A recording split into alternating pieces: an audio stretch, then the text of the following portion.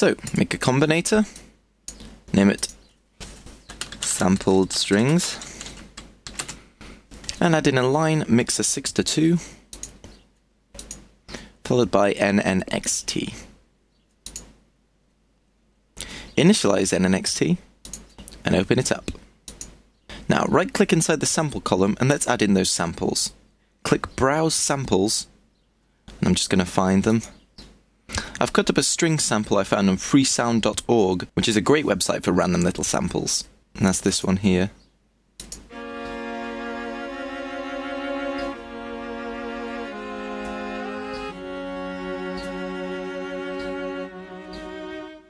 I've cut it into a few different parts.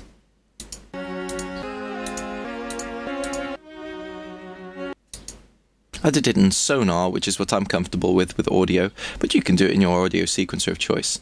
So, select all the samples, then hit OK. Now, at the moment they're all overlapping, and playing a note would result in a painful mess, so let's check it out.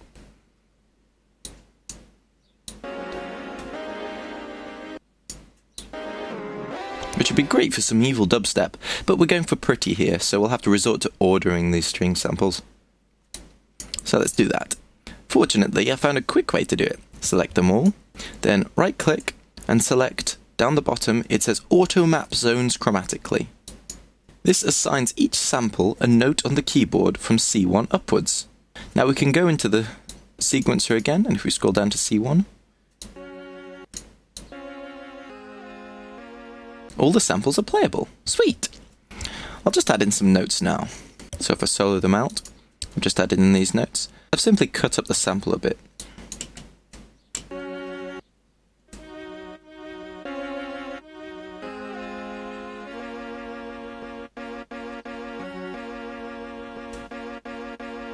Nice and simple, and I've just used the same one there. Now if we go back into Reason, I'll show you what else can be done to improve it.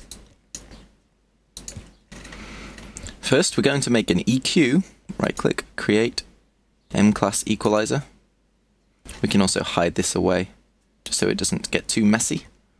And we're going to turn on param 1, and boost around 1.2 kilohertz by just a small amount, about 4 or 5 decibels, but by a nice wide bandwidth of around 2. This just brings up the mid-range nicely, which was an area in the frequency spectrum where the song needed filling up a bit. So, if we have a listen without and with, you can see it just gives that kind of mid-range crunch nicely.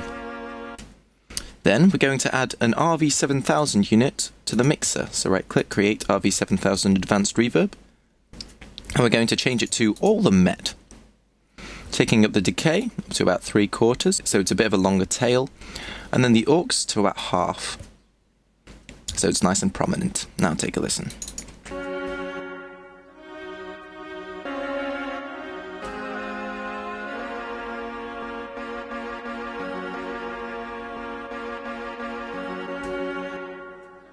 I think I've actually ordered these a bit wrong.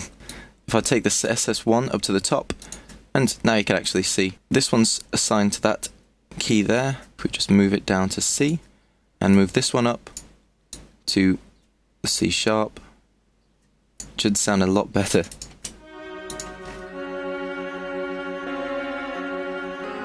There we go. Sorry, when I do these I have to do it with a really quiet speaker, otherwise it interferes with the microphone and our editing goes all crazy. So I sometimes make mistakes. Be sure to correct me in the comments if you see me making one. So yes, back to this synth. The last thing I want to do is some heavy filtering every now and again to act as a sweet fill. So after the EQ, right click and create, it's near the bottom, ECF42. It's an envelope controlled filter. Set the resonance up to about 60, and this will give it that high-pitched edge to the underwatery sound when we filter it. Now, we're going to link it to the combinator so we can automate it. So, up the top, show the programmer. Select filter 1 in the key mapping section, and for rotary 1, set the target as frequency. This allows us to filter in and out simply, so if you take a listen. Awesome. Next, set button 1 to enabled, and this will allow us to turn it on and off. but we're going to take the min to 2 and the max to 1. This means when it's pressed, the filter turns on, and when it's depressed, it cries itself to sleep at night, or bypasses it, one of the two. Now, right-click each and select Edit Automation. Now if we look in the sequencer, we can see we've got these 2 more note lanes, one for the rotary, which will control the frequency, and one for actually turning on the filter. Okay, it's defaulted to off, which is nice and convenient, but say we want to have a nice little fill at the end here, we want it turned on, so draw in an area, just where it's completely on, just like that, and that'll, if we have a listen, yep, the filter's on there, and we're going to add in a nice kind of envelope for it going down, then back up. So let's do that quickly. So it starts high, goes quite low, and then comes back up. So we'll take a listen. Nice and pretty. And there we have it. And take a listen to it, just with these 2, on top of the simple pad and bass and drums.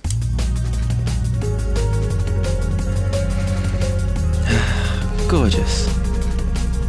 There we have it. Some piano that's spacier than Ingvar Kamprad's house, you'll have to search the internets to get that joke, and some strings more sampled than Gregory Sylvester G.C. Coleman. Man, you'll be having a field day in Wikipedia. Join me tomorrow for day 6, where I'll be structuring the song and adding in some effects to polish it off. See you tomorrow.